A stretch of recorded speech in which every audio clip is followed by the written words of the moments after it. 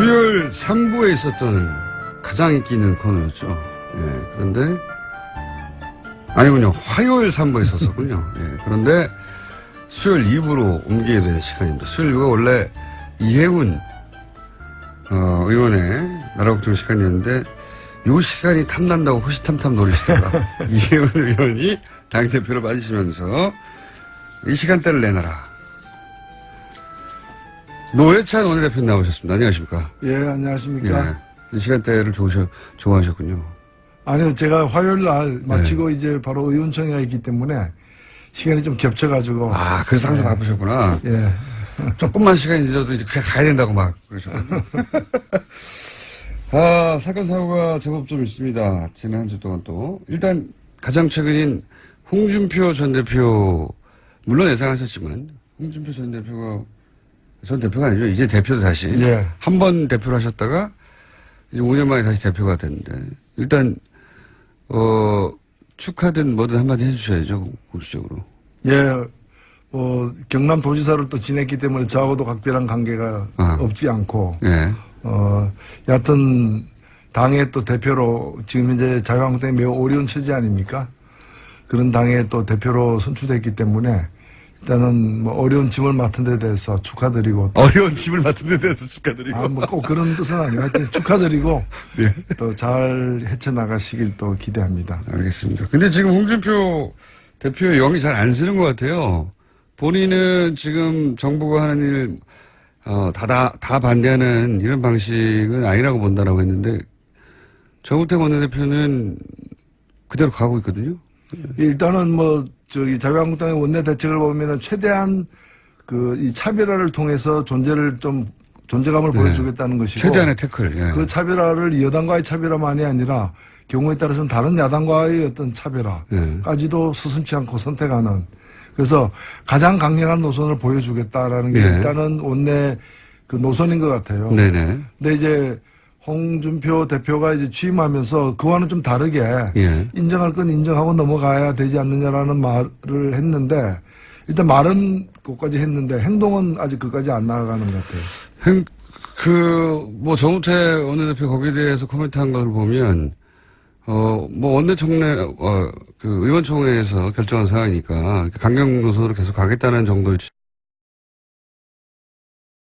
취지로 얘기를 했거든요. 그러니까 홍준표 당대표는 그렇게 생각하는지 몰라도 의원들은 그렇게 생각 안 하고 우리는 그렇게 안 해왔어. 라고 튕기는 것 같은데요, 지금. 그러니까 이 당이 지금 선거에 패배는 했지만은 다음 목표나 향후 전망에 대해서 나름대로의 자신감과 결기를 가지고서 같이 움직여 나가는 그런 상태가 지금 아닌 거죠. 그러다 보니까 정우택 원내대표도 홍 대표의 당선 일성, 당선되자마자 뭐라고 얘기했냐면은 원내 대표와 당 대표가 이렇게 큰 추락을 없이 사건 사고 없이 이렇게 잘 헤쳐나가길 바란다고 얘기한 것 자체가 여러 가지 어떤 돌발 변수가 숨어 있다라는. 추락으로 있다는 얘기죠. 그건 가능성이 있다는 얘기죠. 그건 어차피 또 함께 일해왔던 분들도 아니기 때문에 그런 거죠. 정우택 원내대표가 또 한편으로는 이참에 본인의 존재감을 세우고 정치적으로 더 크려고 하는 것도 있는 것 같아요. 근데 어떤 방향이 됐든 간에 지금 우리가 제가 지적하고 싶은 건 뭔가면은 자유한국당 자신이 지금 기로에 서 있어요. 그래서 보수의 본당으로 다시 일어서느냐, 아니면 수구 잔당으로 몰락하느냐. 과거 자민련이 없어질 때부터도 보면은 그냥 한 번에 가거든요. 맞습니다. 정당이라는 게 한 번에 갑니다. 그래서 열린우리당도 마찬가지였어요. 한 번에 갑니다. 한 번에 뜨기도 하지만. 그래서 그런 기로에 서 있기 때문에 사실은 근본적인 좀 여러 가지 문제들에 대해서 그 내부에서 이렇게 확인하고 또 국민들에게도 보여줄 바가 많은데 아직도 예를 들면은 그쪽에 당원권은 정지됐다고 하나 박근혜 전 대통령이 여전히 당원이지 않습니까? 그 당원이 현직 대통령에서 파면당하고 탄핵당하고 감옥까지 갔는데 그 사태에 대해서 지금 어떤 국민들에게 제대로 된 사과를 한번 했느냐라는 거죠. 그리고 또 그걸 씻고 지금도 일각에서는 무죄다라고 얘기하는 거 아니에요. 억울하게 탄핵당했다라고 지금. 감옥에서 빨리 꺼내야 된다고. 그렇게 얘기를 하는 그것이 그 진짜 노선인지 국민에 대해서 진심으로 하는 얘기인지 아닌지 이런 것부터 하나하나 정립해가지고 제대로 된 보수 정당으로 새로 날 것인지 아니면은 그냥 이제 수구 잔당으로 몰락의 길을 갖다가 그냥 마다 않고 갈 것인지를 오히려 결정해야 될 때지 그 자기들끼리 뭐 다투고 하는 문제는 아닐 것 같습니다. 그 친박계라고 나는 친박계라고 주장하는 사람은 아무도 없지만 여전히 그 힘이 센 것 같습니다. 그 자유한국당 내에서는 친박계가 두려워하는 거는 그 홍준표 지금 새 지도부가 아니고 예. 뭐 그 친박계를 등용하네 안 하네 얘기하지만은 친박계는 그런데 지금 연연하는 게 아니라 사정당국 현 정권의 사정당국을 갖다가 이제 두려워하고 그쪽을 주로 쳐다보는 거죠. 그렇겠죠, 당연히. 그래서 더 강하게 나오는지도 모릅니다, 지금. 예. 우리 건들면 우리도 가만히 있지 않겠다고 하는 제스처일 것도 같고. 홍준표 전 대표는, 전 대표가 아니라 자꾸 전 대표라고 하네요. 전 후보, 현 대표는 저희가 조만간 모시겠습니다, 직접. 국민의당 사태의 추이는 어떻게 보고 계십니까?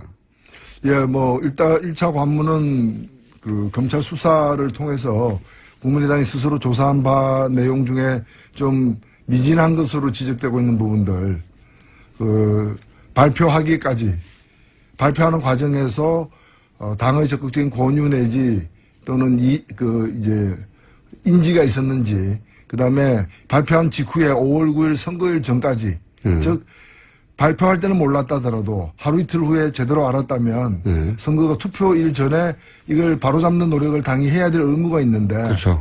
그걸 갖다가 했는지 안 했는지 그러니까 이제 5월 9일 전에 알았는지 안 알았는지 지금 5월 8일 날 알았을 수 있다. 이준서는 최고위원은 알았을 수 있다라는 또 정황도 나오기 때문에 그 부분이 명확해질 필요가 있고요. 마지막으로는 이제 뒷수습 과정에서 이걸 은폐 내지 덮으려고 어떤 시도가 있었는지 등에 대해서 미진한 부분은 검찰 수사를 통해서 밝혀질 텐데 저는 좀 약간 납득이 안 가는 것이 일단은 국민의당의 발표에 대해서도 여러 문제제기가 있습니다만은 저는 뭐 믿고 싶어요. 공당이 그래도 큰 사고를 당하고 수습 차원에서 진상조사인 거라면은 믿는 게 저는 예의라고 생각되거든요. 본인들이 할 수 있는 만큼 최대치를 했다 뭐 이 정도까지는 믿어줘야죠. 근데 이제 믿는다 하더라도 남는 부분이 있어요. 그건 뭐냐면은 자꾸 이제 단독 범행을 강조하는데 그러면 단독 범행이면 국민의당은 면책이 되느냐라는 거예요. 맞습니다. 예. 자꾸 이제 아니 뭐 콜레라는 그 콜레라균은 이유미가 만들었다라고 얘기하는데 그건 그렇다 치더라도 단독으로 만들었다고 하는데 단독으로 만들었던 합작으로 만들었던 그 콜레라균을 갖다가 국민의당 분무기로 뿌린 거 아니에요? 그러니까, 그 뿌린 쪽이 더 어찌 보면은 책임이 큰 거 아니에요. 만일에 그 이유미 씨가 기자회견을 자청해가지고 이런 정보를 입수했는데 이 취업 청탁 이런 게 있었다라고 얘기했으면 누가 믿었겠어요? 그렇죠. 국민의당이 자기 이름으로 국민의당이라는 공신력 있는 정당의 타이틀을 걸고 공식적으로 발표했기 때문에 많은 국민들이 믿은 거 아니에요? 맞습니다. 제가 지난번에 국정원 댓글보다도 더 안 좋다라고 죄질이 나쁘다고 얘기했는데 국정원 댓글은 익명으로 단 댓글이잖아요. 그 험담이나 욕설, 비방이 익명인데 이거는 뭔가 하면은 국민의당이라는 시중의 브랜드로다가 이거는 괜찮은 제품입니다. 이라고 한 거예요.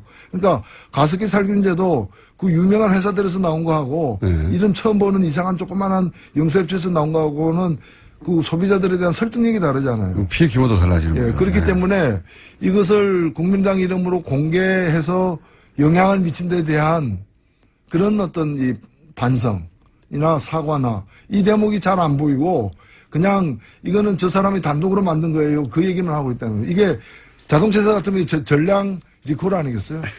이거 리콜도 불가능한 제품인 거죠. 저는 또 한 가지 이 국민의당이 대단히 잘못했다고 생각하는 워딩이 뭐냐면 국민의당이 본인들이 속았다 이런 식으로 워딩을 했지 않습니까? 이유미 씨가 자신들을 속였다. 이유미에게 당도 속았다. 저는 근데 이제 우리도 피해자라는 거죠. 이게 속았다는 거는 자신들이 피해자라는 거잖아요. 당 내에서 자기들끼리는 그런 말을 할 수 있어요. 그렇죠. 이거는 국민이 속은 거거든요. 그냥 자기들 속사정이야 자기들끼리 얘기고 우리가 여름에 냉면집 주인이 나는 대장균에게 속았다. 걔들이 이렇게 많을 줄 몰랐다. 이제 많으면서도 나한테 많은 척 안 했다. 뭐. 그걸 이제 조사해가지고 많으면 팔지 말아야 될 책임이 냉면집 주인한테 있는데. 그러니까요. 네. 균이 나를 속였다. 뭐 이렇게 대장균 단독 범행이다. 뭐 이렇게 대장균 단독 범행이다. 아니 초반에 홍준표 대표 얘기하실 때는 이게 아무래도 홍준표 대표 그동안 많이 공격하셨으니까 살살 하실려나 보다 했더니 점점점 앞으로 기회가 많겠죠. 뭐. 기회가 왔겠죠. 균이 나를 속였다. 아니, 저는 이거는 해서는 안 될 말을 했다고 생각하거든요. 자기들도 속았고 국민도 속았다. 뭐 이런 식으로 얘기하는데 그러면 자기들도 피해자고 국민들도 피해자라는 얘기잖아요. 국민들 입장에서 보기에는 국민의당이 속인 거예요, 그냥. 이분 씨가 누군지 알지도 못하고. 그런 이제 생각이 들 수 있겠죠. 그러나 공당에서 네. 그런 제보를 갖다가 아무리 뭐 당직자가 얘기했다 하더라도 엄청난 그 사실을 갖다가 확인도 안 하고 바로 얘기할 수는 없는 것이고. 그러니까요. 이 다 모든 것이 드러난 상황에서는 그 점에 대한 어떤 죄책감 이런 게 커야죠. 그게 정상이죠. 그러니까 냉면집 주인이 정확한 비유 맞습니다. 냉면집 주인이 균이 나를 속였다고. 우리도 피해자라고. 대장균은 말이 없다. 뭐 이런 게. 대장균은 말이 없다. 심상정 대표님도 그런 표현을 하긴 하셨어요. 국민의당 꼬리를 잘라도 너무 짧게 잘랐다. 심상정 대표님도 뭐랄까요. 노회찬 원내대표님이 하시는 비유를 보면서 항상 부러웠을 거예요. 갑자기 왜 주제가 또 이상한 데로 생각. 그래서 이런 발언을 하신 것 같은데. 자, 그건 그렇고 하나 더 주제를 다뤄보고 오늘 끝내야 되겠습니다. 이 ICBM, 북한의 ICBM 발사에 대해서는 어떻게 바라봐야 됩니까? 어떻게 논평하시겠습니까? 예, 뭐 일부 언론에서는 문재인 대통령이 미국을 방문해가지고 북한에 대해서 이렇게 핵 동결하면 대화 프로그램으로 들어가겠다라고 제안을 하자마자 ICBM을 쏘음으로써 네. 우리의 제안을 거부한 것처럼 얘기하는데 저는 네. 그렇지 않다고 보고요. 저도 거꾸로 해석하거든요. 그렇죠. 네. 어찌 보면은 북한이 이걸 쏜 건 뭔가 하면 대화와 협상을 압박했다. 누구에게? 미국과 한국에게. 네. 사실 이제. 다만 대등한 상대로 우리를 대해라 이거 아닙니까? 그런죠. 네. ICBM이라는 게 대륙간 탄도미사일이고 이건 아시아 대륙에서 아메리카 대륙으로 쏜 거기 때문에 네. 아메리카에 있는 나라, USA 네. 대화의 광장으로 나와라. 네. 자꾸 이제 중국을 갖다 건드려가지고 뒤에서 쑤시지 말고 네. 또 한국만 가지고 대화하기는 어렵다. 그러니까 모든 어떤 무기에 대한 통제권은 이제 예. 미국이 갖고 있으니까 미국과 같이 대화해야 된다는 거고 저는 북한의 행동은 규탄해야 마땅하지만은 실제로 문제를 해결하기 위해서는 해석을 제대로 해야 되는데. 미국과 한국이 다 대화에 나서야지 미국이 계속해서 이제까지 보면 과거에 클린턴 정부 때도 8년 임기 거의 다 끝나갈 무렵에 울브라이트를 갖다 평양에 보내는 타이밍 놓치는 그거를 대응이 두고 있었고. 다들 후회하죠. 후회했죠. 네. 부시도 보면은 부시 4년을 허망하게 보내고 강경책으로 네. 그다음에 마지막에 이제 전략을 선회했지만은 너무 늦었고 오바마 같은 경우에는 전략적 인내라 해가지고 전략적 인내가 가면은 아무것도 안 하는 거죠. 안 하는 게 전략적 인내인 거예요. 네.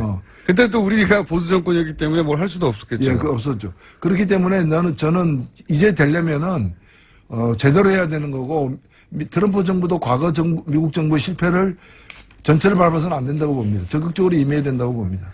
그러니까요. 저는 이제 이런 ICBM이니 아니네, 맞네, 뭐 북한에서 미국까지 날아가네, 아니네 이런 얘기가 계속 집중해서 언론이 보도하는데 이걸 무기의 성능으로 볼 일이 아니고 무기의 성능으로 따지면 미국이 가지고 있는 핵은 뭐 북한이 가지고 있는 핵의 몇만 배 아닙니까? 비교도 안 되는 건데.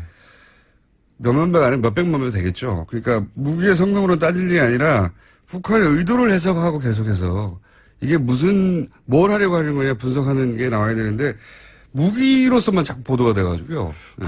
저는 이 점과 관련해가지고 한국의 언론들이 자신들이 한 얘기에 대해서 정말 책임을 지고 반성할 건 반성해야 된다고 봅니다. 얼마 전에 그 문정인 특보가 예, 그러니까요. 미국 가서 핵 동결하면은 뭐 이 군사훈련을 줄이겠다고 하는 거 있죠. 네. 그 며칠 후에 보니까 미국 외교협회에서 공화당, 민주당이 합동으로 낸 전문가 보고서에 그게 들어가 있어요. 그러니까 미국도 주머니석에서 만지고 있는 카드인데 그러니까 그걸 말이죠. 갖다가 특보가 이런 것도 있을 수 있다라고 옵션을 얘기했다 그래가지고 난리가 볼 때처럼 달라들었잖아요. 노회찬 원내대표였습니다. 시간이 아쉽습니다. 또 뵙겠습니다. 네, 감사합니다.